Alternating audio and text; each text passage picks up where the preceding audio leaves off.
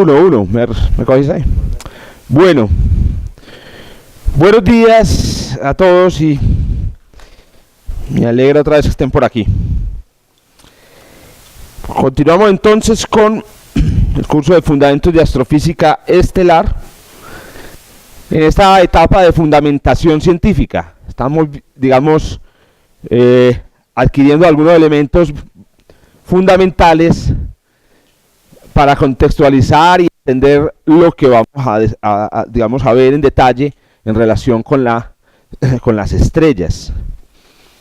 Bueno, hace 8 días entonces estuvimos hablando del problema de la observación astronómica, de la orientación, que nos da una primera entrada, digamos, al cielo, a cómo se ubican los objetos en el espacio y en el tiempo, en el cielo por lo menos.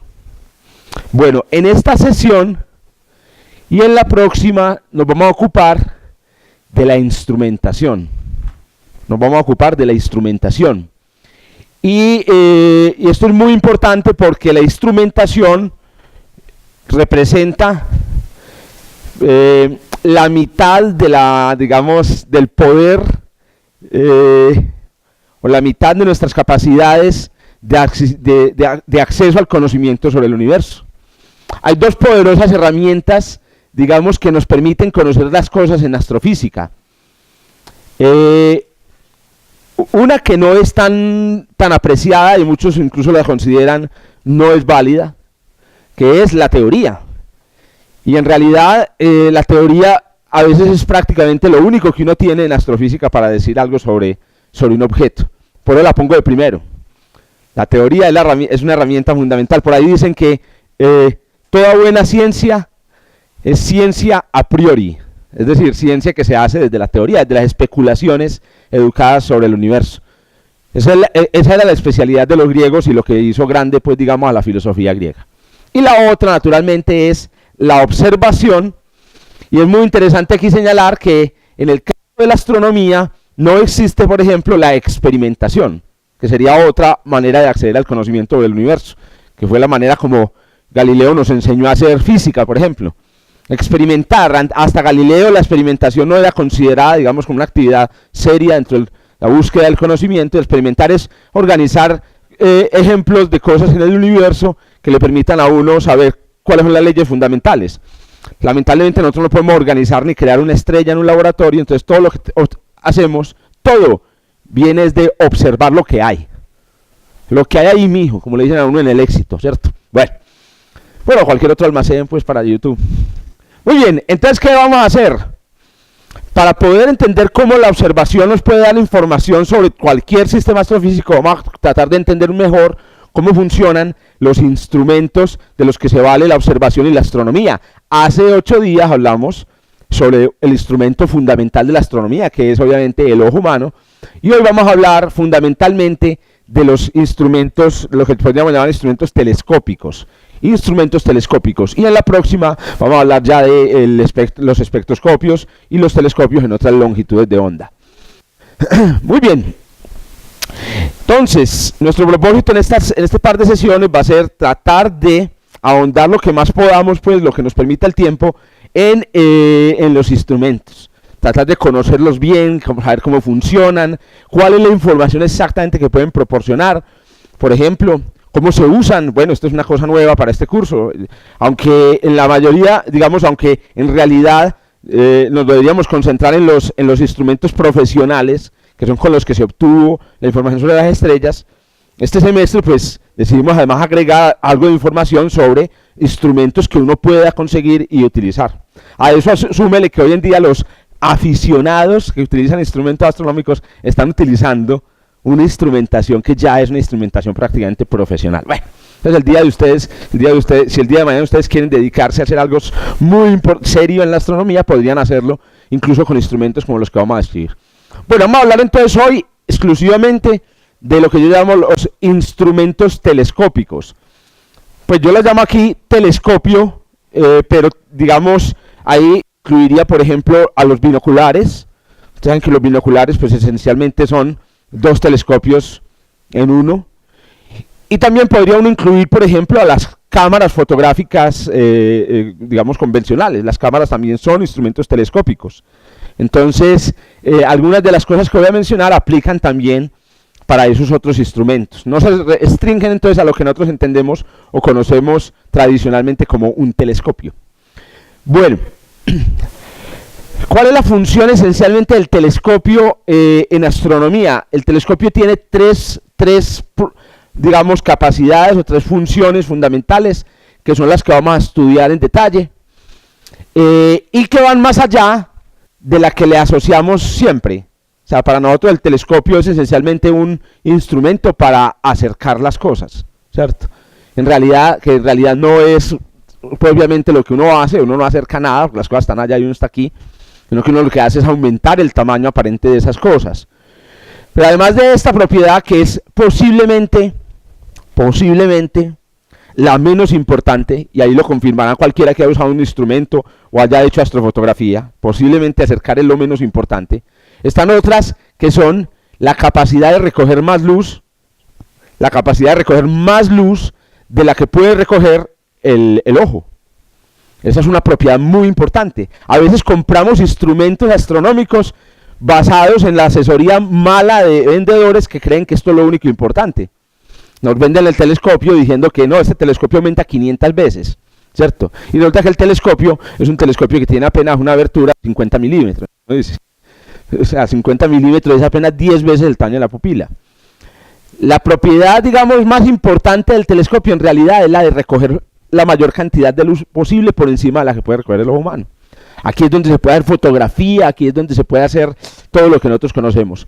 Pero hay otra propiedad fundamental que también se olvida muchas veces cuando se describe el telescopio, que es la propiedad de los telescopios para ver detalles. No importa cuánto agrande usted la imagen en un telescopio, si usted no se fija o no tiene en cuenta si el telescopio tiene capacidad para ver detalles, usted no va a lograr ver esos finos detalles que uno ve por ahí en las fotografías astronómicas en internet o las que nos manda Pablo, que hace, digamos, sus fotografías con un instrumento, digamos, decente para ver detalles.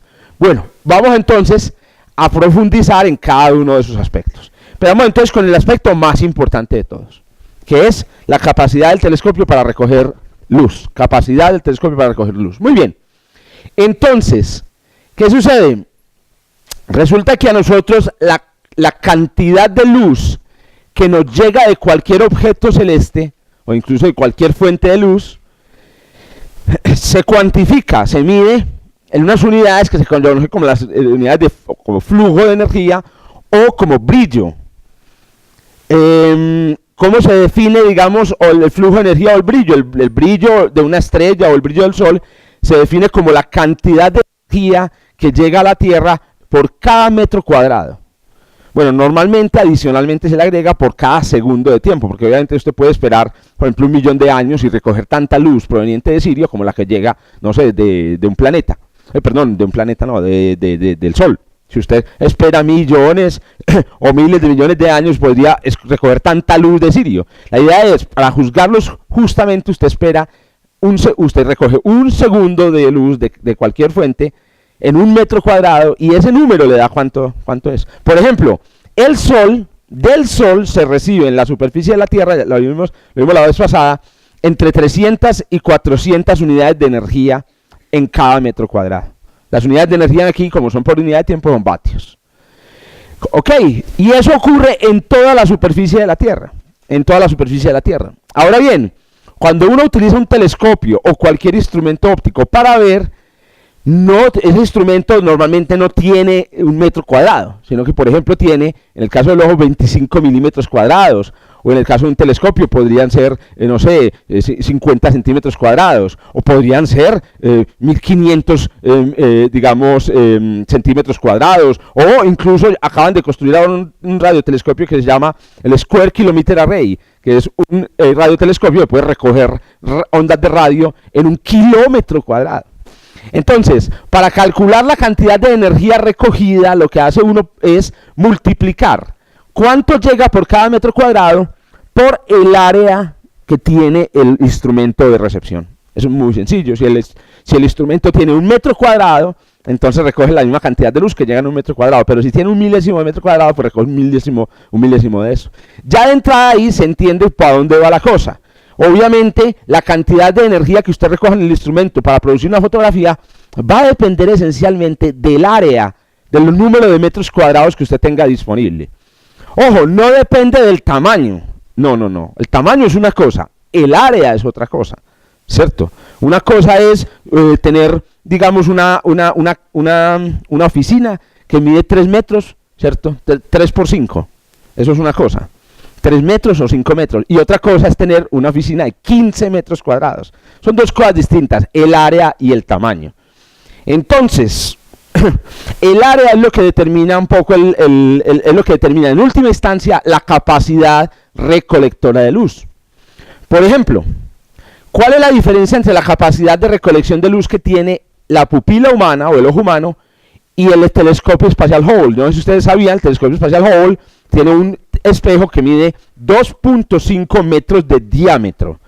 2.5 metros de diámetro. El telescopio espacial Hubble es realmente una cosa grande, es del tamaño más grande que un bus.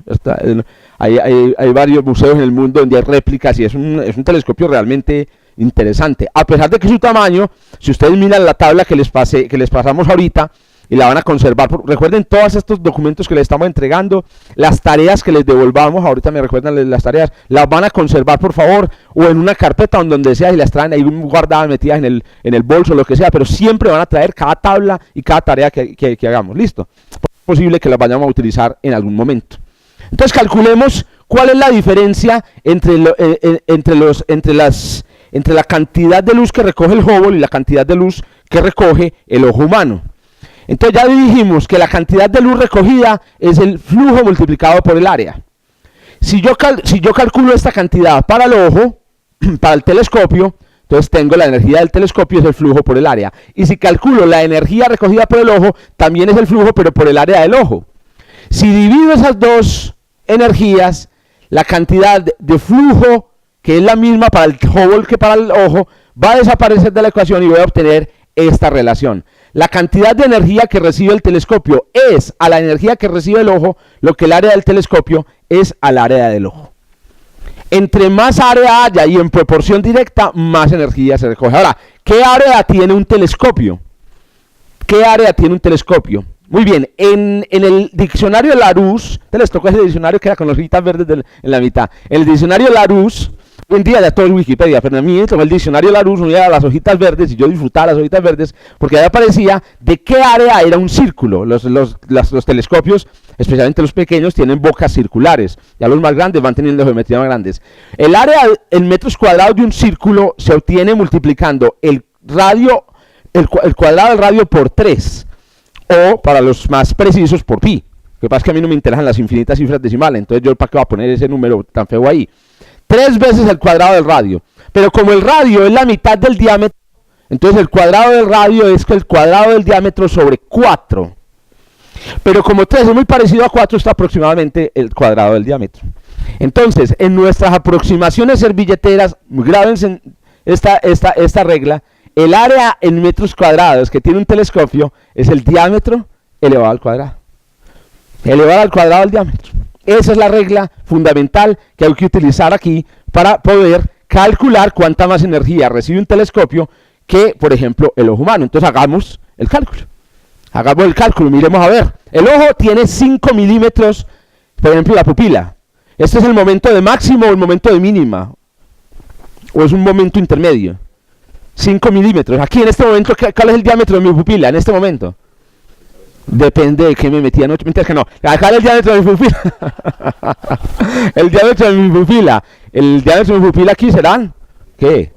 4, 5, 3, ¿cierto? Está chiquita. Y yo estoy recibiendo estas luces, posiblemente baja 3.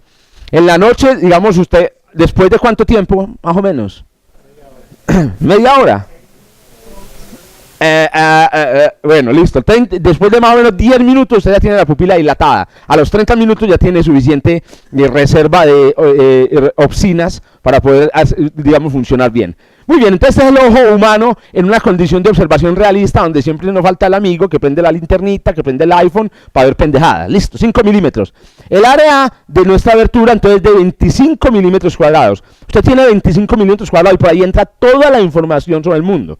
¿Correcto? Ahora, un telescopio de 50 milímetros, que es el caso, por ejemplo, de esto hasta un 7x35.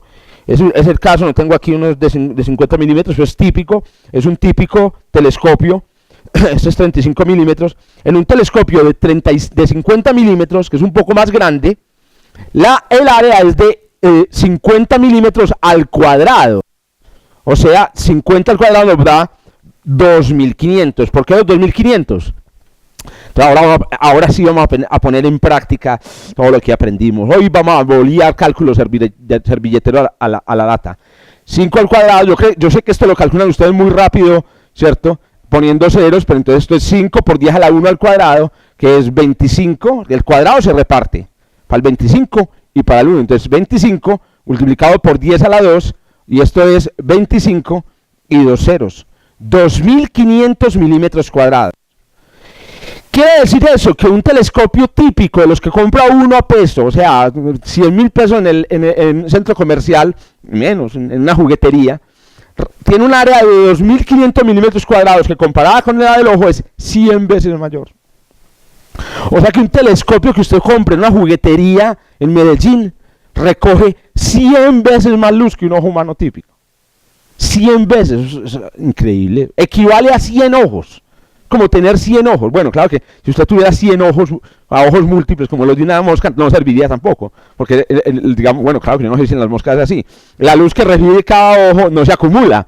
No se acumula, ojo. En este caso estamos hablando de que usted tuviera un ojo de 50 milímetros de pupila, que podría existir un extraterrestre con un ojo de esos. Imaginen, con ojos telescópicos. Un extraterrestre con 50 milímetros de pupila podría recoger lo mismo que 100 ojos. Pero miren este otro.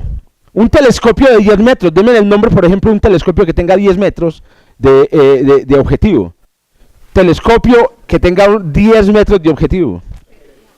¿Eso es un telescopio grande o pequeño? ¿O mediano? Medianito, grandecito. 10 metros es bastantico, pero me refiero, lo que le acabo de pasar en esa hoja es el top de los telescopios mundiales. Los primeros telescopios son los más grandes. Y como ven, los telescopios más grandes, efectivamente, tienen un área cercana a los 10 metros. Ese es el límite. En este momento ahí está el límite. Un telescopio como el Keck 1, de 10 metros, o como el Gran Telescopio de Canarias, tiene 10 metros, son 10.000 milímetros. Si usted le va 10.000 milímetros al cuadrado, ¿cuántos son 10.000? 10.000 es ¿cuánto? 10 elevado a la 4. A la importancia de que hubieran hecho la tarea. 10 elevado a la 4 elevado a la 2 da 10 a la 8 milímetros cuadrados. Si yo ahora lo que quiero es calcular cuánto más luz recoge, entonces voy a dividir 10 a la 8 entre 25. Listo, pero para no hacer divisiones con la calculadora voy a aproximar 25. ¿Redondeo servilletero de 25? ¿El redondeo servilletero de 25 cuánto es? 20, sí, ok. En la tarea algunos me redondearon 24.5 a 24. Ese redondeo está mal. Mentiras que no está mal. Sino que, acuérdense, entre menos tablas de multiplicar se sepa usted, mejor. Al que me vuelva a redondear 24.5 a 24, le pongo a aprender las tablas hasta el 24. Bueno, entonces, 25 es 20 y 20 es 2 por 10 a la 1. Entonces esto nos da 1 medio por 10 a la ¿cuánto? 10 a la 8 y 10 a la 1, 10 a la 7, y esto entonces nos da 0.5 por 10 a la 7, 0.5 es 5, perdón, ya me estoy bajando mucho para los que están más atrás, ya voy a volver a subir, 0.5 es 5 por 10 a la menos 1, por 10 a la 7, y eso nos da 5 por 10 a la 6, o sea, 5 millones. Excelente, ¿sí bien? Entonces miren qué datos tan bacanos. Usted está dando una conferencia y dice, el telescopio que mientras va diciendo, es un telescopio ubicado en Hawái, Mauna Kea, y usted está yendo de ayuda a la lata haciendo el 10 a la 8 y 25, y es un telescopio capaz de recoger 5 millones de veces más que un ojo humano. ¿Esa D significa diámetro? ¿Esa qué? La D significa en este contexto diámetro, sí señor. Estoy calculando el área de un círculo. No, no, tranquilo, profesor, tranquilo. Su crítica va a ser muy válida. Fórmula es 3r², sí señor. Listo. si esa es ¿El diámetro? debe ser la mitad. Claro, el r debe ser la mitad. O sea, d dividido 2. Al cuadrado da d al cuadrado dividido 4. Y 3 dividido 4 es 1. Es el tipo de cosas dolorosas que hay que les estoy viendo. Repito, si usted está al lado de un computador, pucha, con Python y con Excel, usted sea completamente riguroso. Pero si usted está conversando, si usted quiere dictar una charla, montar un datico en una charla, yo le recomiendo servilleta. Pero es una técnica, la pueden utilizar. Entonces, lo bacano de esta técnica es que llega una regla ¿cómo? Sí. Claro. A ver, bueno, pero sí, yo le entiendo. Correcto. A ver, los que son aquí, por favor, menores de edad, entiendan el mensaje de la... como no hay menores de edad, entonces todos estamos entre adultos y lo que estamos diciendo es lo siguiente. Es cierto que hay maneras rigurosas. Si usted es un ingeniero que está diseñando un tanque y no utiliza la cuarta cifra decimal, va a utilizar más material, más plástico, no le va a caer la cantidad de agua, exacto.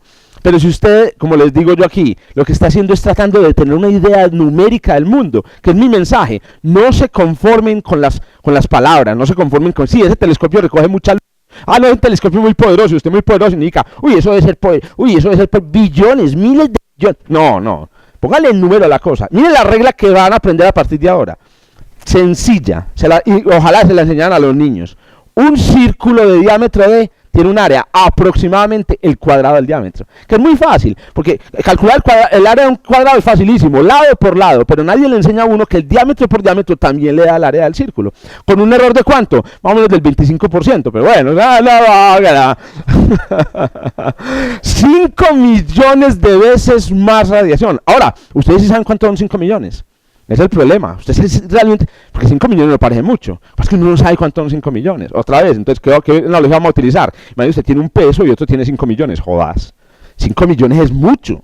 Otra, usted empieza contando de 1 en 1 hasta 5 millones. ¿Cuánto demora?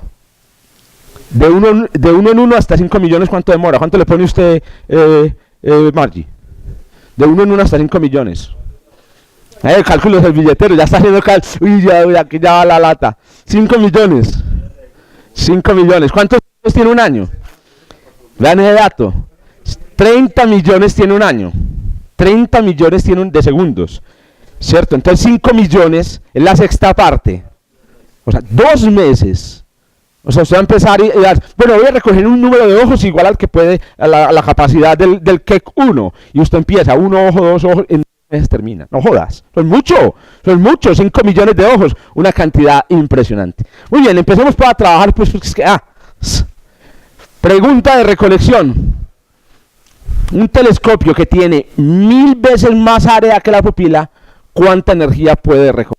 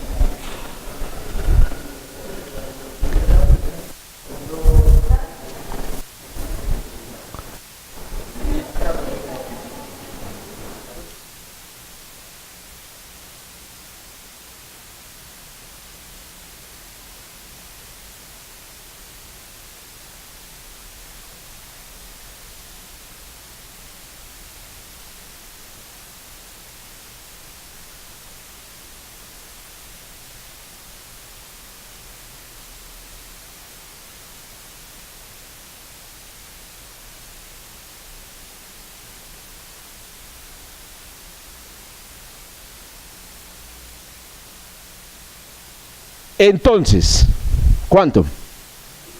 Con 1000 veces más área, ¿cuánto más puede recoger un telescopio? 1000 veces más. ¿O 1.000.000 de veces más? ¿1 millón o 1000 veces? 1000 veces más. Si es 1000 veces más área, es 1000 veces más. Listo. Quienes respondieron 1 millón, excelente. Chulense, ahí aprendieron. Claro, es que es el área, no el tamaño.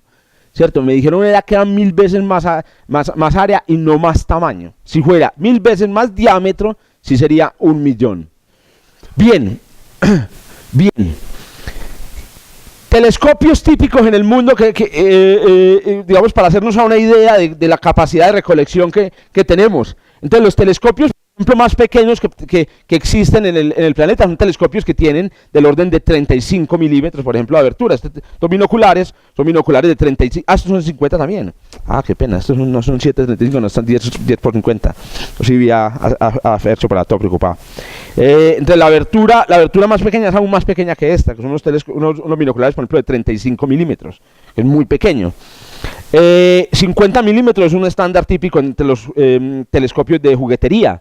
Después, aquí hay un telescopio, este es el telescopio profesional más pequeño que existe, tiene 50 milímetros, se llama el telescopio extremadamente pequeño, ¿cierto? Y es un telescopio profesional y en estos días hizo un descubrimiento exoplanetario con este telescopio. Pero hay telescopios de ahí para arriba, de todos los que usted quiera. Un telescopio profesional que ya va siendo fuera de moda, es un telescopio, por ejemplo, de 1 metro, que es un telescopio que estamos intentando montar, por ejemplo, aquí en Colombia, en el desierto de la Tatacoa, un telescopio de 1 metro.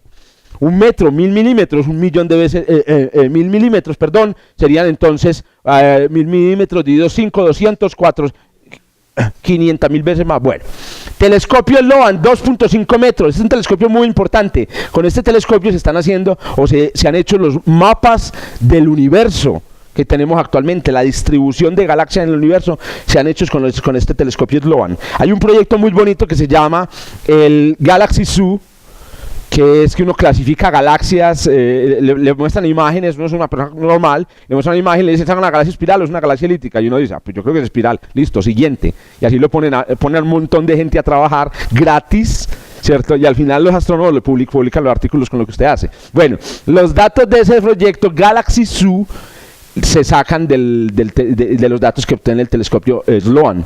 Los telescopios realmente grandes en astronomía comienzan más o menos en los 4 metros. 4 metros, esto ya es una bestia que va pesando más de 5 toneladas, es una cosa pues realmente muy importante.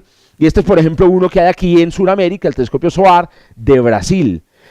Pero el tamaño, digamos, profesional preferido está del orden de los 8 metros. Ahí ustedes en la tabla que vieron, que la van a tener también en la próxima, tienen los telescopios del VLT, es el Very Large Telescope, ¿cierto? Que tienen nombres de diosas de la mitología por allá local en Chile. Es un telescopio, cada uno de los telescopios, son 4 telescopios, tiene 8 metros. Pero si tiene 8 metros y no es el más grande del mundo, ¿por qué le llaman el Very Large Telescope? La razón es que esos 4 telescopios funcionan como uno solo de 57 metros, usando una técnica óptica que vamos a ver la próxima sesión, que llama interferometría. Los telescopios más grandes del mundo son los telescopios que alcanzan los 10 metros de abertura. En la tabla que les pasé, tenés una tablita. En la tabla que les pasé hay 2 cosas interesantes, y es que, bueno, primero disculpen el inglés, la idea es, pues, el inglés, digamos, ahí no es un misterio, pero esencialmente hay dos informaciones, una que es la apertura efectiva, que es cuál es el área, digamos, efectiva del telescopio, a pesar de que el telescopio no sea un círculo. Miren, por ejemplo, el diseño del espejo del Keck, que es en realidad un diseño como un hexágono. Está hecho a su vez de hexágonos. Cuando se dice que tiene 10 metros, no significa que de aquí a aquí hayan 10 o que de aquí a aquí hayan 10, sino que el área del telescopio es efectiva o equivalente al área de un telescopio digamos, circular de 10 metros de diámetro. El telescopio actualmente más grande del mundo es el Gran Telescopio de Canarias, tiene 10.4 metros. Y es muy interesante porque este telescopio actualmente está pasando por una crisis, por razones de la crisis económica española. Hasta donde me habían dicho, y no me acuerdo quién fue el que me dijo, fue alguien que trabaja en Canarias, el telescopio está en este momento cerrado. Y da mucho pesar porque resulta que los telescopios profesionales son para toda la comunidad científica. Yo puedo, mañana me siento y digo, yo quiero observar esta estrella que tiene un exoplaneta, yo creo que tiene una luna.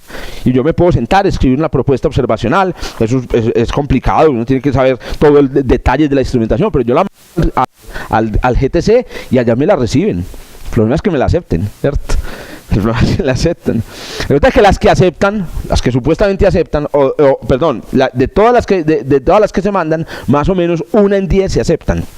De las que logran pasar a un filtro científico, porque lo primero que hacen es mirar, esto no tiene ni idea de lo que está diciendo, entonces claro, seguramente llegan más de esas, pero de las 10 que llegan de profesionales, 1 se acepta. Entonces se dice que los telescopios profesionales están overbooked, oversubscribed, están sobresuscritos. Hay demasiada gente, con que uno solo se cierre, usted ya sabe la crisis que produce al propagarse a los otros telescopios el uso de ellos. Todos los descubrimientos que ustedes ven en las noticias astronómicas que aparecen todo el tiempo son debidos a personas que tenían tiempo de telescopio. Esa es la razón también por la que hoy en día ser astrónomo no necesariamente implica tener un telescopio a 3 cuadras, ¿cierto? Uno no tiene que tener un telescopio a 3 cuadras, uno tiene que saber hacer una propuesta observacional y tiene que ser un muy buen astrónomo. Y normalmente para hacer una buena propuesta observacional, usted tiene que tener una sólida formación observacional, de instrumentación, etc. En el pregrado de astronomía que se forma para usted poder hacer una propuesta observacional. Sí.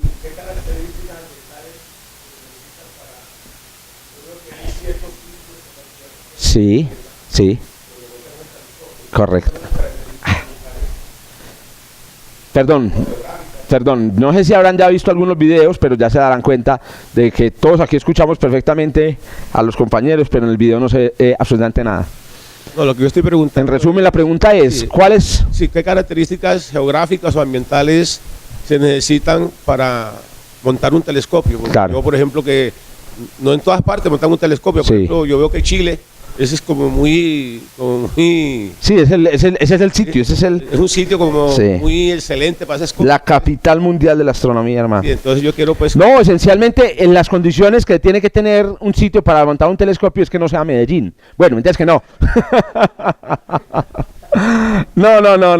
Obviamente hay la propiedad, la cosa más importante es que no haya agua en la atmósfera, la mínima cantidad de agua, y que la atmósfera en el lugar donde esté además sea muy estable.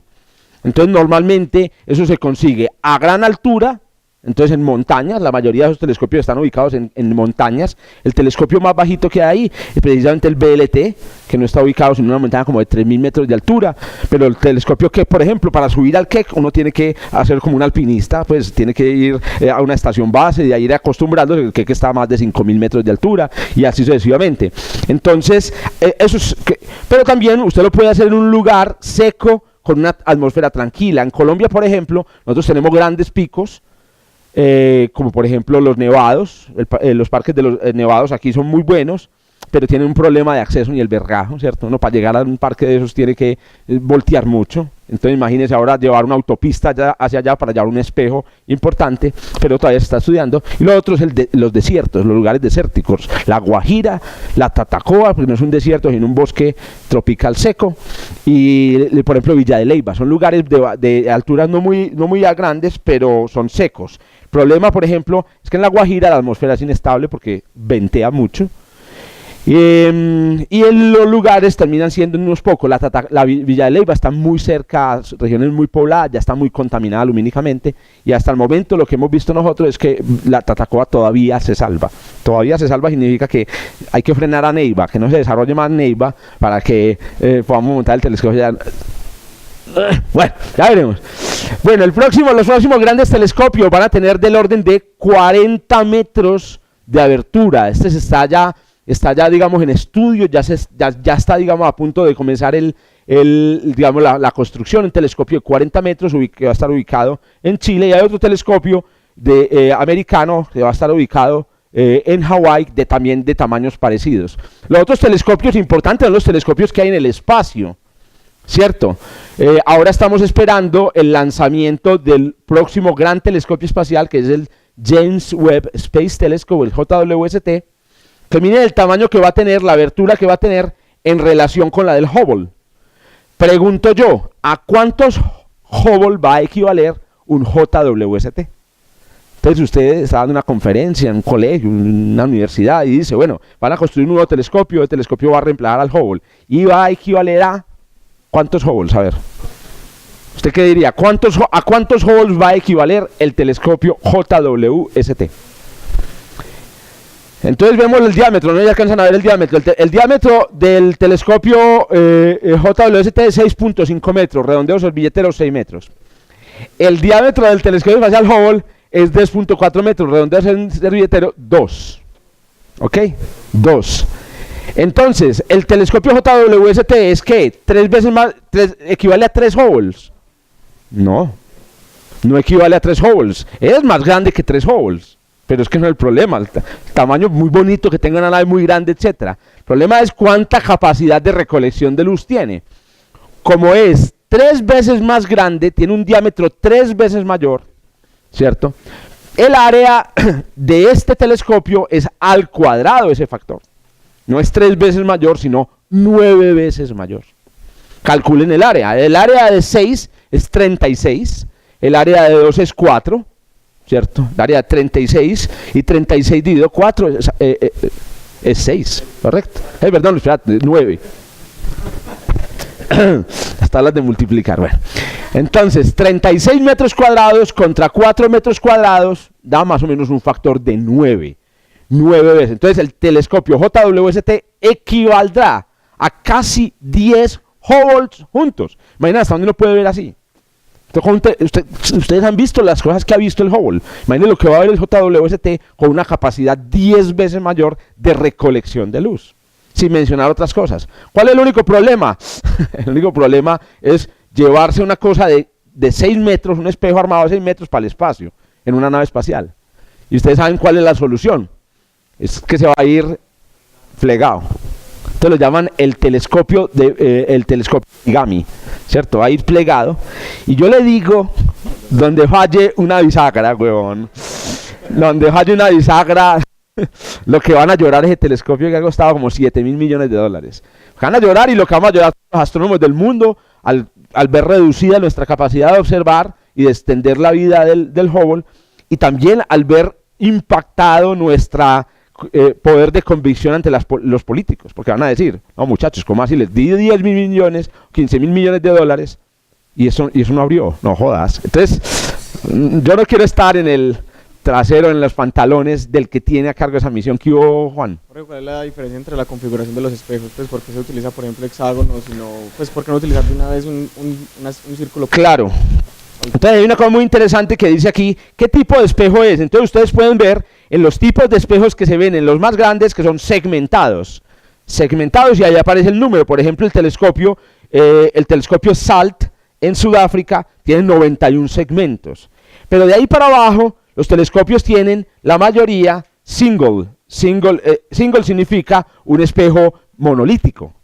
Entonces, la razón para construir espejos segmentados es que construir un solo espejo monolítico es, digamos, tecnológicamente mucho más complejo. Espero que veamos un documental al respecto. Y lo otro también tiene que ver con la capacidad que uno tiene para, digamos, por ejemplo, integrar, manipular los espejos individuales. Normalmente estos espejos en el telescopio primario están montados sobre un sistema de actuadores para corregir la forma del espejo, por ejemplo, periódicamente o cada cierto tiempo, de acuerdo a las deformaciones que sufran naturales. Entonces un espejo de estos, digamos, un poco más flexible y es más fácil de construir. Tampoco es que sea fácil. Los segmentos del JWST están recubiertos no en aluminio, sino en oro. O sea que también es un telescopio de oro. Puta, es un telescopio como de traqueto, como digo yo, ¿cierto? Un telescopio de traqueto al espacio. No, yo estoy sufriendo las bisagras. Bueno, muy bien. Miren el tamaño, por ejemplo, del telescopio Spitzer, apenas 85 centímetros. Y el telescopio Spitzer, que trabajó en infrarrojo, wow, descubrió una cantidad de cosas impresionante. ¿Cómo recogen en el caso de los telescopios segmentados? ¿Cómo recogen y hacen que la luz sea Sí. o sea, la luz que llega a una sola imagen? Claro, y súper importante. Imágenes Sí. segmentadas. Sí, es importante. Hay que decir que aunque están segmentados, no es que cada espejo funcione por separado, sino que juntos crean la forma de un solo espejo monolítico. O sea, es lo mismo, es como si usted cogiera, ustedes saben que la forma de los espejos de los telescopios, estos telescopios, es una forma cóncava, como la de los espejos de aumento que uno utiliza en el baño, ¿cierto? Entonces, estos espejos esencialmente es como si usted cogiera un espejo de esos cóncavo y lo partiera en pedazos. Y cada pedazo tiene una forma diferente, tiene apunta en una dirección diferente. Cuando se juntan otra vez, es un rompecabezas, queda la forma cóncava, ¿correcto? Entonces no es que cada espejo actúe por separado, todos los espejos juntos forman un espejo cóncavo. David.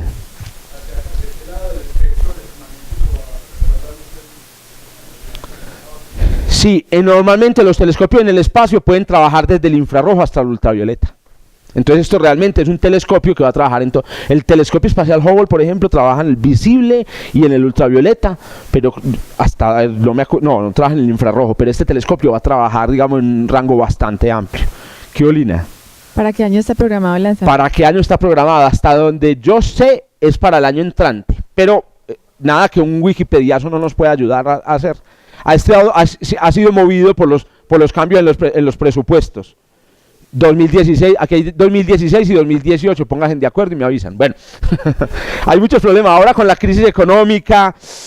Pasa algo en Estados Unidos, por ejemplo, un acto terrorista, el Dios de los musulmanes no lo quiera, y resulta que, uno no sabe qué le pasa a ese proyecto.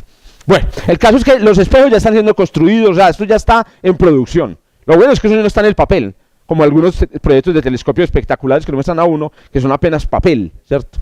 Bueno, muy bien, listo. Primero entonces la propiedad de capacidad de recoger luz. Entre más bocón el telescopio, más luz. ¿Qué es de lo que usted se debe ir a pegar cuando va a comprar un telescopio? De la boca.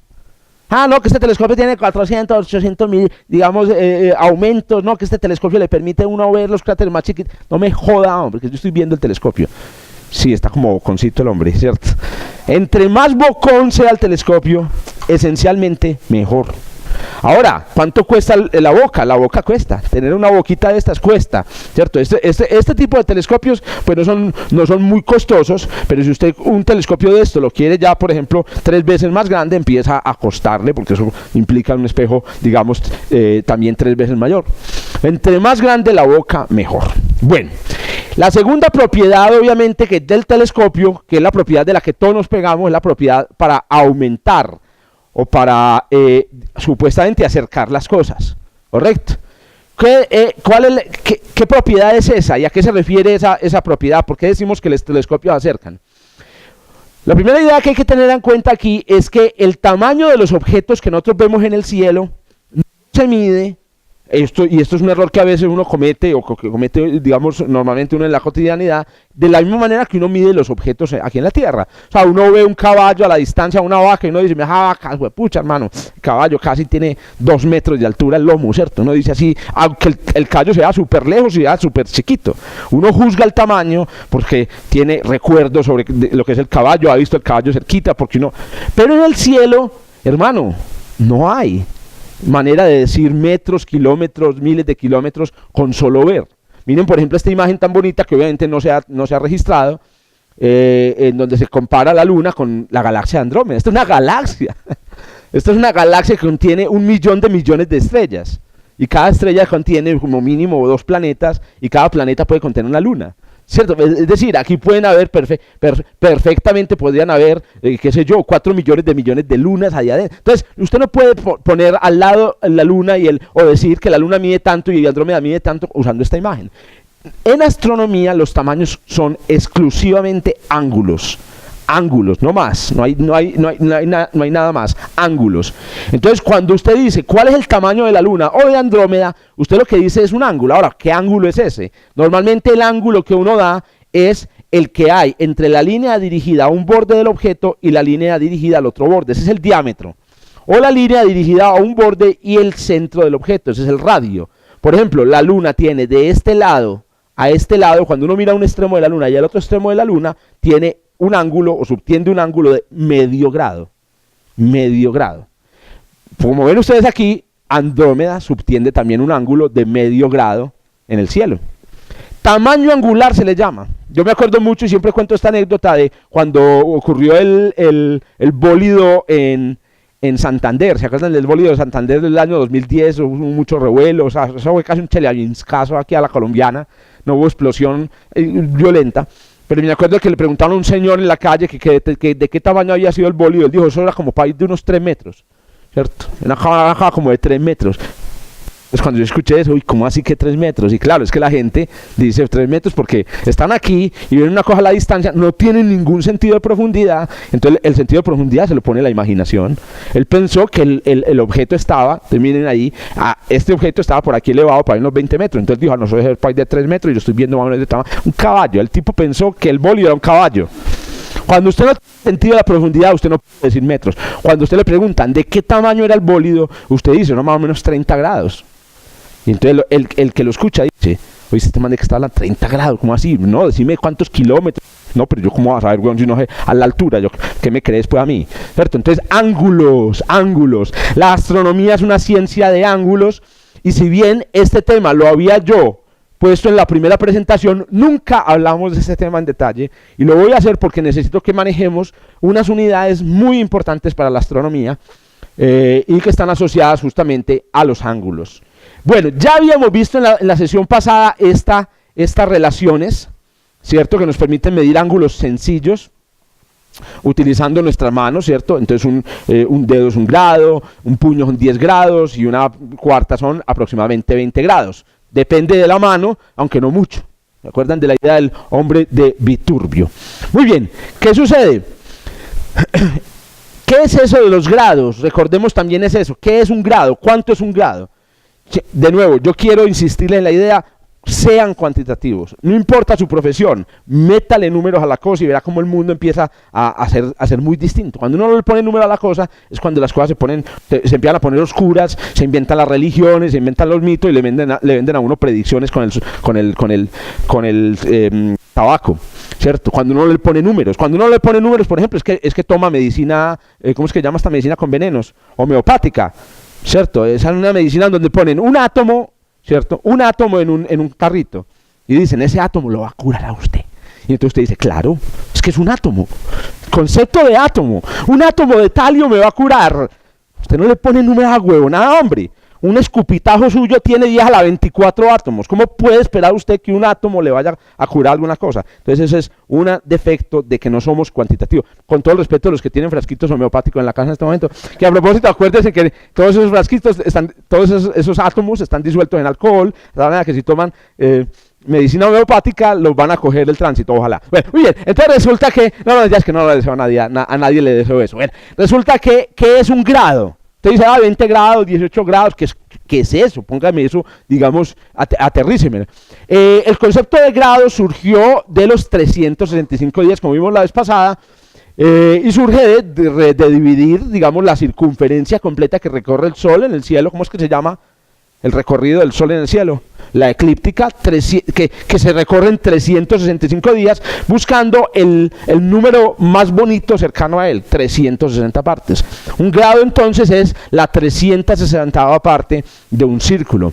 También es lo que recorre el Sol de occidente a oriente en un día, ¿cierto? Esa es una manera también de entender lo que es un grado. Los relojes pueden ser una buena manera para uno hacerse una idea de lo que son los grados. En un reloj, por ejemplo, como este, es un reloj que marca, digamos, que marca 12 horas en una vuelta, los 360 grados dividido 12 nos dan exactamente 30 grados. O sea, una marca de una hora en un reloj equivalen aproximadamente a 30 grados, 60 grados y 90 grados. Y en el mismo reloj, un segundo del reloj son 6 grados angular, es un tamaño angular de 6 grados. Piensen lo que es un segundo en un reloj analógico. Y se darán cuenta de que en realidad, aunque a usted le parezca que un grado es mucho, aunque 20 son mucho, en realidad, puesto sobre un papel, un grado, un ángulo plano es una cosa realmente pequeña. Un segundo son 6 grados, ni siquiera es un grado, son 6 grados. Muy bien. Y en el cielo pues ya tenemos estas medidas. De la misma manera que existen la división, digamos, de los números en potencias de 10, o sea, usted expresa los números como potencias de 10. Cuando habla de ángulos, usted los expresa como potencias ya no de 10, sino de la base del sistema de numeración, del sistema en el que estamos, en el que está escrito esta división en 360 grados que llama el sistema sexagesimal, que es un sistema basado en 60. Entonces, las potencias de 60 tienen nombre cuando uno habla de ángulos. Por ejemplo, la potencia menos 2 de 60, la potencia menos 2 de 10, ¿cierto? Es lo que uno llama una centésima. La potencia menos 2 de 60, o sea, un sesentavo del sesentavo, se le llama segundo de arco. La potencia menos 1, o sea, un sesentavo, se lo llama minuto de arco, un sesentavo de grado. Tiene, digamos, un origen claro, ¿cierto? Un sesentavo de hora es un minuto, pues un sesentavo de grado, entonces también se le llama un minuto, pero en este caso se llama un minuto de arco, o arcmin, como lo vamos a escribir aquí. Está la potencia 0 de 60, que es 1, que es el grado, y hay otra potencia poco reconocida, sobre todo por los que les gusta trabajar con las primeras 27 cifras decimales de pi, que es la potencia 1 de 60, que es 60 grados, que es aproximadamente un radián. A 60 grados se lo llama radián. Ahí están entonces, miren, las potencias de 60. Saberse las potencias de 60 en astronomía es casi tan importante como saberse las potencias de 10 en cualquier cosa. Las potencias de 60 le definen a usted una referencia para medir ángulos grandes y pequeños. Entonces, cuando usted va a medir un ángulo muy grande, usted no dice, no, 127, no, usted dice 2 radianes. Y cuando va a medir un ángulo muy chiquitico, usted no dice, no, eso es un 327, no, usted dice 2 minutos de arco. ¿Cierto? Usted pone la potencia más cerquita, así como usted dice milésimo, así como dice mili, así como dice micro, en este caso dice armin y arsec. Muy bien, radián. ¿Se acuerdan que la vez pasada hablamos de cuánto ve uno cuando mira al cielo? ¿Cuánto ve uno cuando mira al cielo? 60 grados, más o menos un radián. ¿Qué es un radián? Entonces usted le pregunta a un muchacho en el colegio, ¿qué es un radián? Y usted le dice, un radián es así. Usted coge el círculo y lo divide por 2pi. No jodas, hombre, decime una cosa, digamos, que para mí tenga sentido. Bueno, un radián es esto. Usted mire hacia ese parque. Lo que usted ve ocupa un radián. Eso es un radián. ¿Cuántos radianes hay entonces cuando usted mira? ¿Cuántas veces tiene usted que voltear con una cámara fotográfica para tomar una panorámica? ¿Cuántas? 6 veces. Usted necesita mínimo 6, bueno, usted necesita como mínimo 6 fotografías para tomar una panorámica. Incluso las cámaras fotográficas las tienen programadas. 6 fotografías para tomar una cámara fotográfica, una foto panorámica. Pues usted puede utilizar pues obviamente 20. Más que la gente la va a quedar movida ahí en el... Muy bien. Por favor, vamos a trabajar con eso ahora. Las potencias, 1 grado, bien, un dedo. 60, un radián, bien. 20 grados, bien. Pero ¿cuánto es un minuto? ¿O cuánto es un segundo de arco? Entonces vamos a ver vamos a hacernos una idea de cuántos son estos números. Miren, empecemos con la potencia menos 3, que no tiene nombre fijo, sino que la potencia menos 3 de 60, que es lo que llamaríamos, digamos, milésimo, que fuera de 10, aquí lo llamamos un sesentavo, equivale aproximadamente a 10 milisegundos de arco. Y me bajé hasta aquí porque esta potencia de 60 de los grados nos da un tamaño muy interesante. Ese es el tamaño típico de las estrellas. Toda la vida nos han dicho de las estrellas, no, todavía no, uno ve y las estrellas son puntos. Y uno ve por el telescopio espacial Hubble y siguen siendo puntos. Y uno ve por todos los telescopios, vamos a ver por fin el cuerpo de Betelgeuse. No jodas.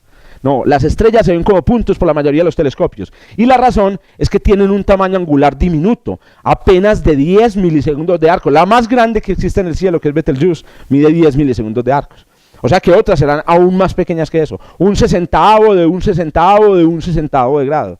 Coja el segundo del reloj y empieza a dividirlo por 60 la primera vez, un minuto, por 60 la segunda, otra vez por 60, y ese le da el tamaño de Betelgeuse. Coja el dedo pulgar y divídalo por 60, y entonces eso le da por aquí una rayita le da un pedacito aquí del dedito. Ahora divida otra vez por 60, y le da aquí una célula, y ahora divídalo otra vez por 60, y ahí le da el tamaño de las estrellas. Es un número muy pequeño. Sientan lo pequeño que... ¿Cuánto más pequeño? Miren esta otra. Si usted pusiera una moneda, esta es la moneda de 1.000 pesos, en la Estación Espacial Internacional tendría 10 milisegundos de arco vista desde la Tierra. O sea, eso es nada. Usted esencialmente tiene que sentir un dolor en el pecho profundo y en la mano derecha cuando le digan 10 milisegundos de arco. Ay, puta, ¿cómo? ¿Qué es eso? ¿Qué? Sí. Las estrellas en el núcleo de la galaxia se mueven cada año 4 milisegundos de arco. Y uno dice, ay, tan bacano, 4 no, un infarto le da a usted. 4 milisegundos de arco es nada. Y esos movimientos son medidos. ¿Cuántos son 60 a la menos 2 grados? O sea, un segundo de arco. ¿Cuánto es un segundo de arco? En astronomía, un segundo de arco es más o menos el tamaño de una estructura, de un bloquecito en la atmósfera de Júpiter. Júpiter mide más o menos 60 segundos de arco. Entonces, un 60avo de Júpiter, que puede ser una estructura, una bolita dentro de la atmósfera de Júpiter, es un segundo de arco. Es muy poquito. Otra vez con la Estación Espacial Internacional. Una persona puesta en la Estación Espacial Internacional mide un segundo de arco. Es muy poquito también. ¿Cuánto es un minuto de arco? Un minuto de arco es el tamaño típico de los planetas. Usted con su ojo desnudo ve los planetas todavía como puntos. Y ese es un minuto de arco, que es 60 por 60, o sea, 3.600 veces más grande que el tamaño de una estrella. Un planeta es entonces 3.600 veces más grande que una estrella, y aún así usted lo ve como un punto. Un minuto de arco es el tamaño de toda la espacial internacional. Si usted con un telescopio que pueda ver un minuto de arco, vería la estación, le vería los paneles solares a la Estación Espacial Internacional. Claro, si lo pudiera ampliar a este punto, como lo amplió esta es una fotografía tomada de la Tierra. Este es un astrofotógrafo francés que es una bestia, hermano. O sea, toma fotografías de la Estación Espacial Internacional. Tiene dos retos. Uno, lograr construir el telescopio para que se vean detalles de un segundo de arco en la fotografía. Y dos, lograr tomarle una foto de esa calidad a un objeto en movimiento. Entonces hay que tener en cuenta que la Estación Espacial Internacional pasa al cielo en 10 minutos. El telescopio tiene que ir así y nada, no. Cualquier vibración, usted le respira encima, espabila, inmediatamente el telescopio vibra, ¿cierto? Por cada espabilado usted produce un sismo de 0.003 en la escala de Richter. Entonces usted no puede espabilar al lado de un telescopio de estos. Digamos, fuera de charla, el logro para llegar a este punto es extremadamente difícil. Uno minimiza mucho los logros que ve en la astronomía, de nuevo por una razón muy sencilla. Porque no es cuantitativo. Uno dice, esa gente tomó una fotografía muy bonita a colores, pero mira que le quedó como mala. Jodas. Mira cómo le quedó borrosa. No, qué mal hecha. No jodas. Ponele números a eso. Cada detalle es de un segundo de arco. Muy bien, un grado, vean, un grado es la distancia típica entre un planeta y la luna cuando están en conjunción. Eso es un grado. La luna tiene medio grado, el sol tiene medio grado. Y un radián, repito, es entonces lo que cubrimos en una sola mirada. Bueno, entonces, a ver, ¿cuánto es más o menos pues un minuto de arco? A ver, ¿de qué se van a acordar?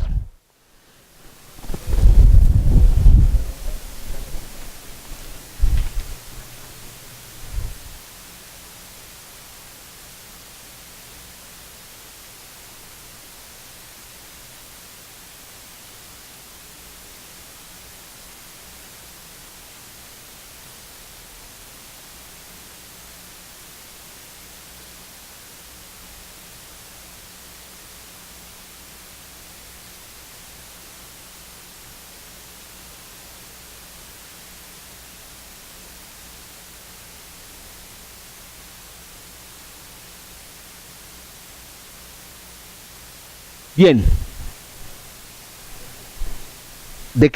¿Qué es un minuto de arco en astronomía? A ver. El tamaño de los planetas, o sea, ¿cuál de estas respuestas es?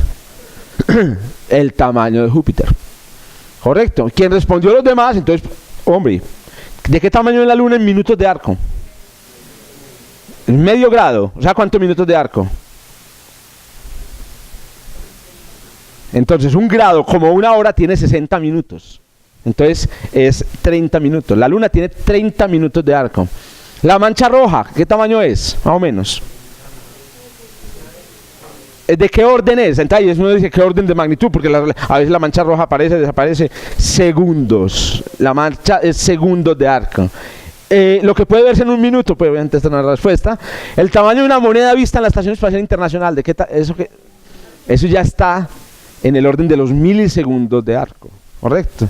Al salir ustedes ahorita en el metro se van practicando y van diciendo así. Usted ve por la ventana y ve por allá un caballo a lo lejos. Y si usted ya no dice callo de 2 metros y no ve este callo de 4 minutos de arco, ¿cierto? Usted se vuelve una persona informada, ¿cierto? A usted le preguntan, ¿viste, más o menos de qué altura es ese árbol? Son más o menos 2 grados. No, pero decime que no, pues que son 2 grados. Yo que no te puedo decir más porque si no conozco el árbol de cerquita. Usted tiene que trabajar así. Los niños deberían trabajar así. Pero bueno, listo, estamos hablando de una utopía, como digo yo, socioacadémica. Bien, entonces, tamaños angulares es la clave. Para hablar en astronomía de aumentos y en telescopios hay que pensar en tamaños angulares. ¿Cómo supe yo los tamaños angulares que acabo de decir? ¿Cómo supe yo que Júpiter era 1 minuto de arco? Que cogí un telescopio, medí cuántas veces era Júpiter. ¿Qué hace uno para medir? Hay una manera de saber el tamaño angular de un objeto si sabe de qué tamaño es y a qué distancia está. La relación es esta relación que hay aquí, que es una relación pues relativamente sencilla. Si usted divide el tamaño de un objeto como es, entre la distancia a la que está, eso le dice de qué tamaño es en ángulo. El único problema, que es la pesadilla de los estudiantes, es que la respuesta de esta división no da en grados. La respuesta de esta división, da en radian, hermano. Pero como usted sabe que es un radian, entonces hagamos un ejercicio sencillo. Usted ve un caballo de 2 metros, hay caballos de 2 metros, pues por favor, los que son aquí expertos en caballos, que no me esté equivocando, el lomo de un caballo de 2 metros, no es uno de esos percherones espectaculares. Los caballos más espectaculares que yo he visto, lo he visto en los circos. Caballos, hermanos, caballos gigantescos, unos percherones gigantes, porque es que yo no tengo amigos pues como los de ustedes, ¿cierto? Entonces resulta que yo he visto esos caballos en los circos de 2 metros de altura, creo yo que son 2 metros de altura. Un caballo de 2 metros que está ubicado a 60 metros de distancia. Un caballo de 2 metros a 60 metros de distancia. ¿Qué tamaño angular tiene? 60 metros, media cuadra. 2 metros a 60 metros, ¿qué tamaño angular tiene?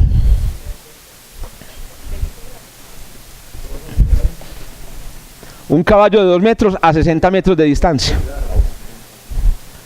No solamente hay que recordar nombres, no solamente hay que recordar colores. Yo sé que ustedes todos se acuerdan de los colores de los caballos, sino que también hay que recordar números. Los números también hacen parte de la memoria que uno tiene que tener. 2 dividido 60, ¿cuánto es? Entonces esto es 2 dividido 6 por 10 a la menos 1, ¿cierto? Que es 2 dividido 6, ¿cuánto da? Un tercio. Un tercio por 10 a la menos 1. O sea que esto es 0.3 por 10 a la menos 1. O sea, 0.03. Un caballo de 2 metros a 60 metros se ve de 3 centésimos de radián. Súper informativo, súper info. 3 centésimos de... ¿Cuánto es 3 centésimos de radián? ¿Cuántos son 3 centésimos de radián? Para saber cuántos grados son 3 centésimos de radián, ¿qué hay que hacer? Para saber si esto nos da en radianes, cuántos son 3 centésimos de radián, se multiplica ese número por 60. Y al multiplicar por 60, ¿cuánto nos da? Eso, 3 por 10 a la menos 2, multiplicado 6 por 10 a la 1. Miren, todo es potencias, porque usted no sabe la tabla del 60. 3 por 6, 18. Y le da 10 a la menos 2 por 10, le da 10 a la menos 1. O sea que esto da 1.8. ¿1.8 qué? Grados. 1.8, 2 grados.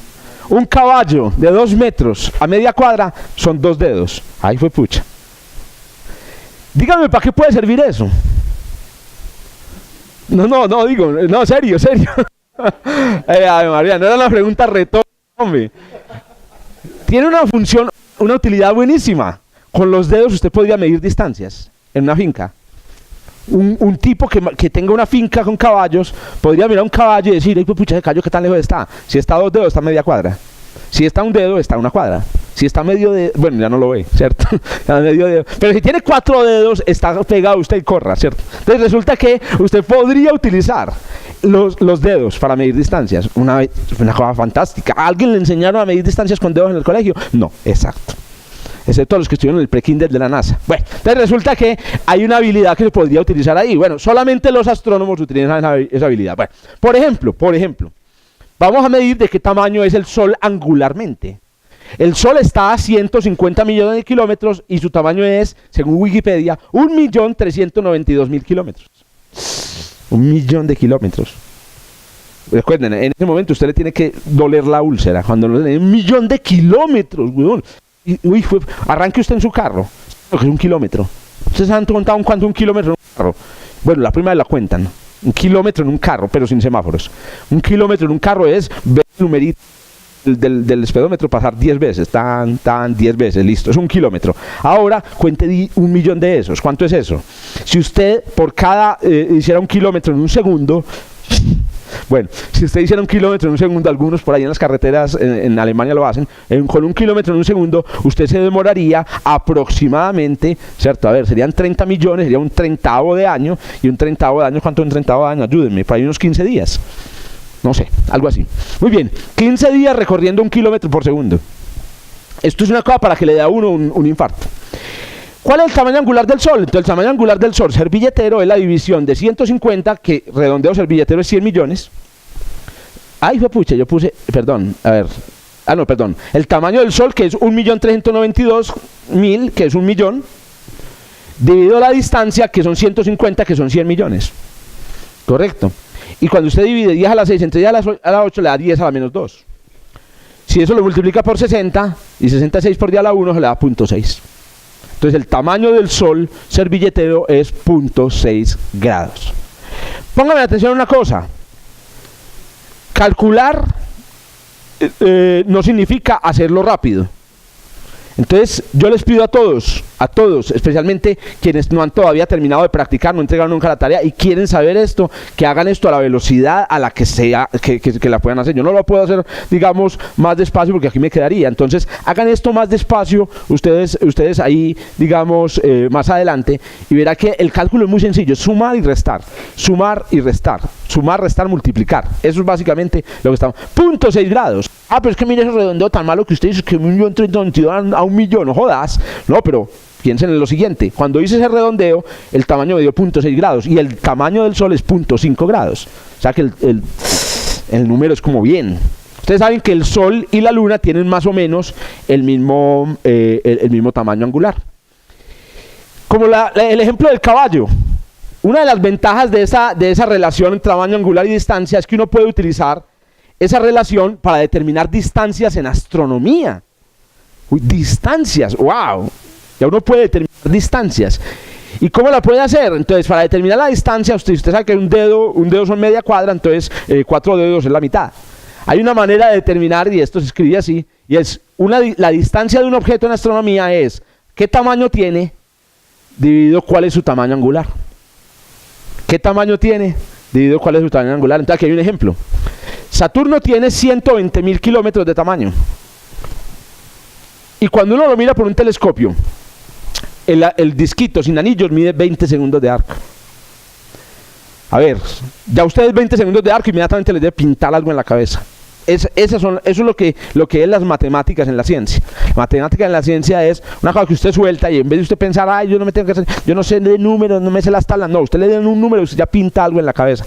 ¿Qué pintan ustedes en su cabeza cuando le dicen 20 segundos de arco? A ver. ¿Qué se les viene a la cabeza cuando ustedes les dicen 20 segundos de arco? La tercera parte de un minuto. ¿Y qué piensan cuando piensan en un minuto? Cuando pienso en un minuto, pienso en el tamaño de Júpiter. Ay, ¿cómo así? Entonces Júpiter... Ah, listo, ya tengo una idea aquí. ¿Cierto? Más o menos la tercera parte de Júpiter. Cuando vayan a buscar, usted tiene un telescopio en la casa y ayer vio a Júpiter por el telescopio. Uy, tan bonito. Mañana va a ver a Saturno, espera. Saturno debe ver así como esa bola, pero... No, va a ver más chiquitico. Se va a ver más... ¿Cuánto? 3 veces más chiquito. Bueno, pero no es bueno responder a el tamaño de Saturno con el tamaño de Júpiter. Fíjate, yo no conozco el tamaño de Júpiter. Yo conozco el tamaño de la Luna. A ver, comparado con la Luna. ¿Cuánto es esto comparado con la Luna? 20 segundos de arco. ¿Cuánto es que la Luna? La Luna es medio grado. Ah, pero está muy... La Luna son 30 minutos. 30 minutos. Y estos son 1/3 de minuto. O sea que esto es 90 veces menos que la Luna. Si ustedes le pusieran a dibujar a Saturno y a la Luna en un tablero, ¿cierto? Es un ejercicio que sería bueno hacer, pero ya no lo puedo hacer. Ya no lo puedo hacer, pero se podría hacer. Aquí dibuja usted la Luna y Saturno, ¿cierto? Un 90avo de la Luna.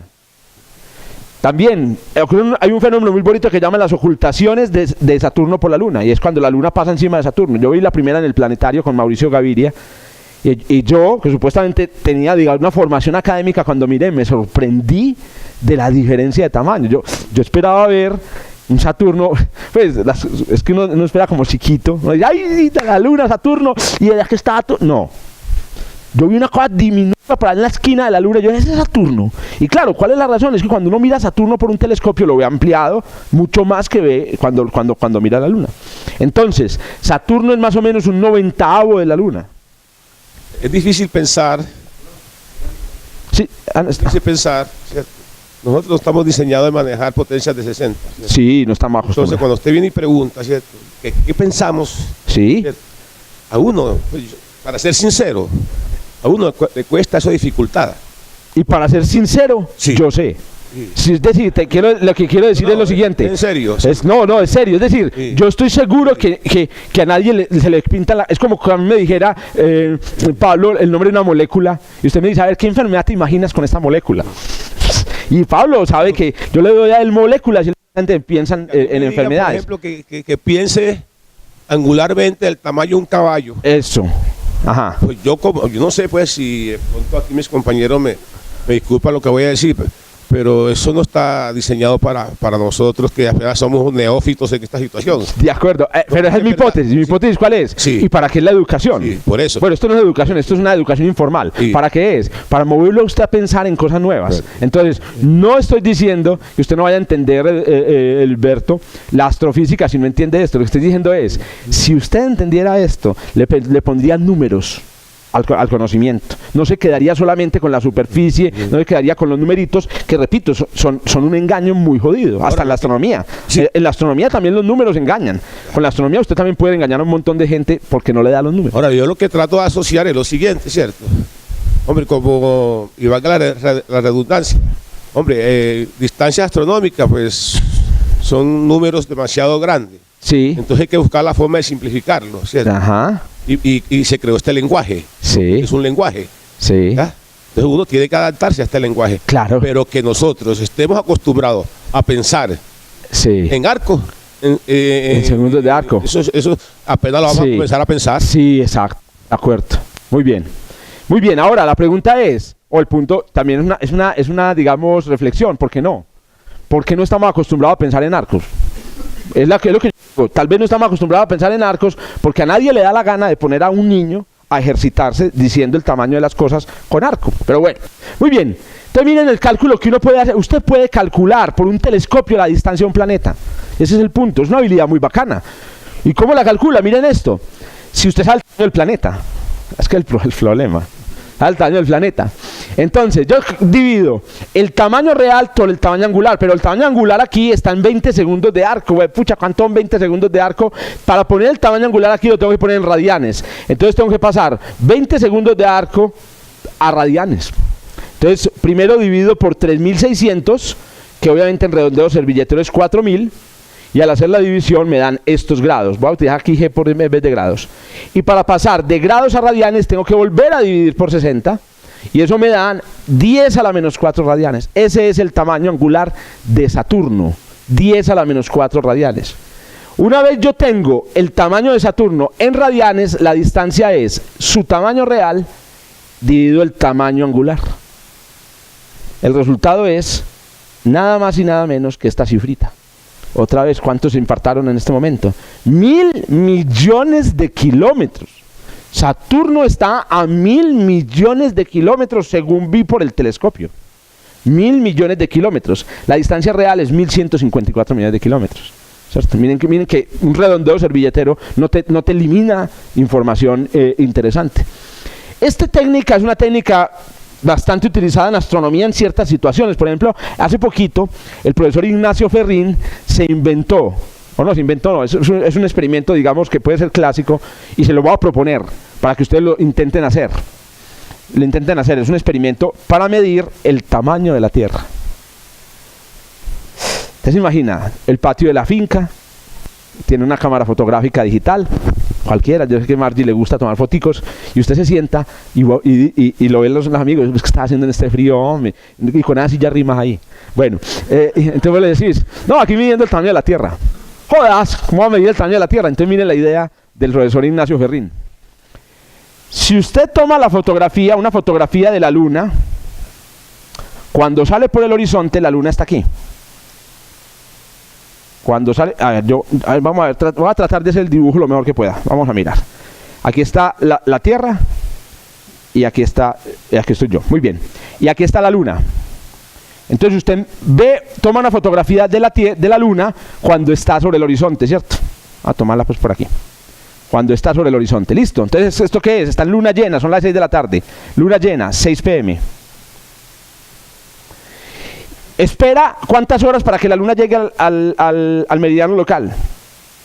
¿Cuántas horas hay que esperar para que la luna salga por el horizonte y llegue hasta el meridiano local? 6 horas. ¿Ok? Entonces, ¿a qué horas tiene que tomar esta otra foto? 12 de la noche. ¿Cómo se escribe 12 de la noche? 12 p.m.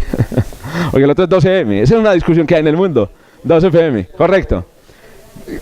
12:01 a.m. Pregunta. El tamaño de la luna es el mismo angular. Aquí y aquí. El tamaño angular de la luna es el mismo aquí y aquí. ¿Y entonces de qué depende el tamaño de la luna? De la distancia. Correcto. Resulta que en este punto el tamaño de la luna está dado por la distancia a la luna. Más o menos la misma distancia a la luna. La distancia a la luna es medida respecto al centro de la Tierra, no respecto a Medellín. Algunos trataron de calcular la distancia respecto a Medellín, pero no les funcionó la idea. Bueno, entonces resulta que la distancia a la luna se mide respecto al centro de la Tierra. Entonces en esta posición la distancia a la luna es la distancia que aparece en Wikipedia.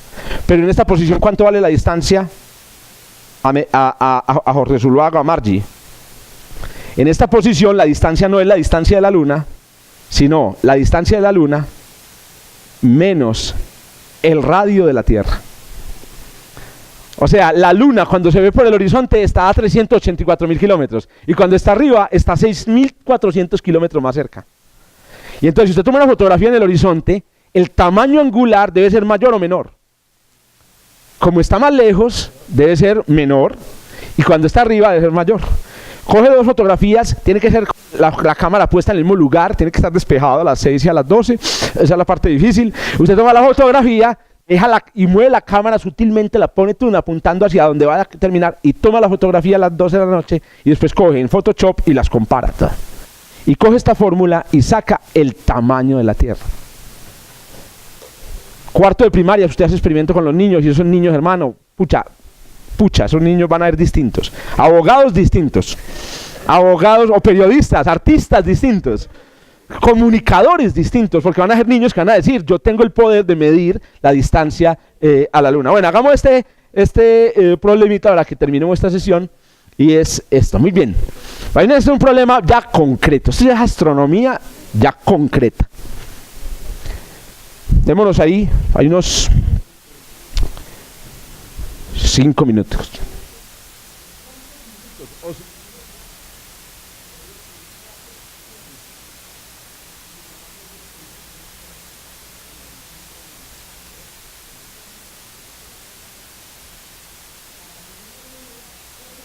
Es el cráter más fácil de ver de la Luna.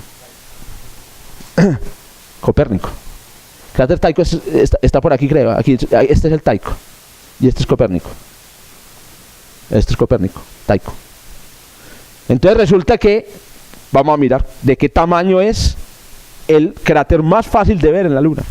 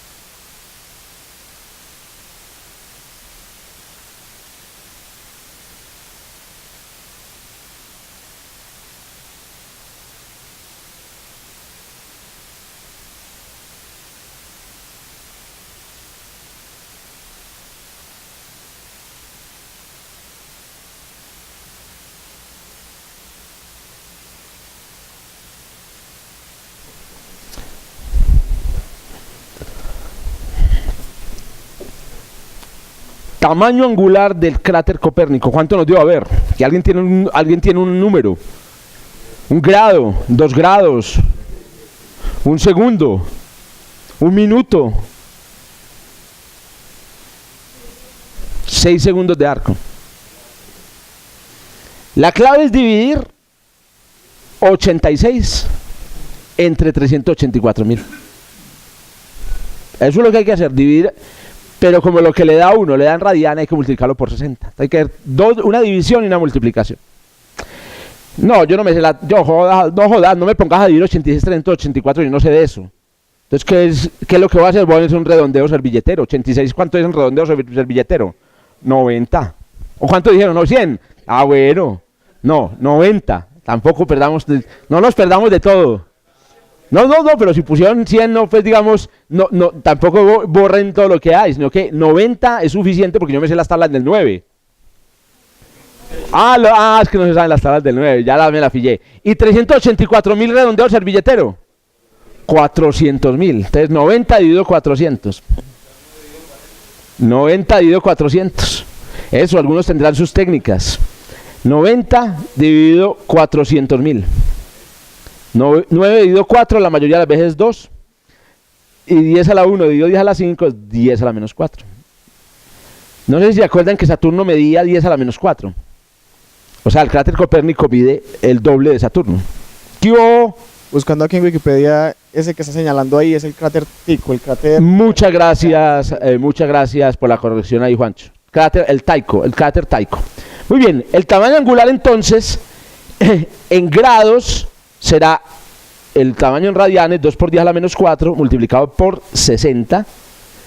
Aquí hago los cálculos detallados, pero entonces 66 por 10 a la 1, 6 por 2 es 12, 10 a la 1 por 10 a la menos 4, y menos 4 más 1 que menos 3, 12 es 10, y 10 a la 1 por 10 a la menos 2 es 10 a la menos 1 grados. Los grados los multiplico por 60 y obtengo que el tamaño del cráter es 6 minutos de arco. Si obtuvo algo más pequeño, mire a ver si de pronto fue el tamaño en radianes que salió mal. Pero miren que tiene un poco de sentido. Si la luna mide, ¿cierto? No sé, 30 minutos de arco, de extremo a extremo, 6 minutos de arco, digamos, van siendo, bueno, realmente son una quinta parte de la luna, me va dando un poquito más grande que lo que aparece, digamos, aquí. Pero el cálculo entonces es, divido el tamaño entre la distancia y eso me da el tamaño angular. Me da el tamaño angular. No hay realmente misterio. Vamos a retomar enseguida, pero entonces, ¿yo para qué me metí en estas hondeces? Que uno dice, yo vine a aprender a manejar el telescopio. No, usted no vino a aprender a manejar el telescopio. Usted vino a entender cómo funciona el telescopio. Y cuando hablemos ya ahorita de este telescopio de acá, vamos a hablar de una propiedad muy importante del telescopio, que no solamente es la recolección de luz, sino el aumento, sino por ejemplo la resolución. ¿Qué tan fino puede ver detalles ustedes con un telescopio? Vamos a hablar yo le pongo mi iPhone a un telescopio. Si le pongo el iPhone al telescopio, ¿me sale la luna completa, o me sale la mitad, o me sale un tercio? ¿Cuál es el ocular que le tengo que poner a un telescopio para que me salga la mitad de la luna, o me salga un poco más grande? Para entender o para tratar usted de hablar del telescopio de una manera más detallada, pues más allá de las explicaciones que le dan a uno cuando le venden el telescopio, hay que entender de tamaños angulares. Y entender de tamaños angulares no solamente es poder hacer operacioncitas con los tamaños angulares, sino también sentir lo que es un minuto, lo que son 30 minutos, y sentir toma tiempo, como lo decía ahorita Alberto, eso es cierto. Entonces, ahorita retomamos y volvemos entonces sobre el tema de los aumentos y el poder de resolución.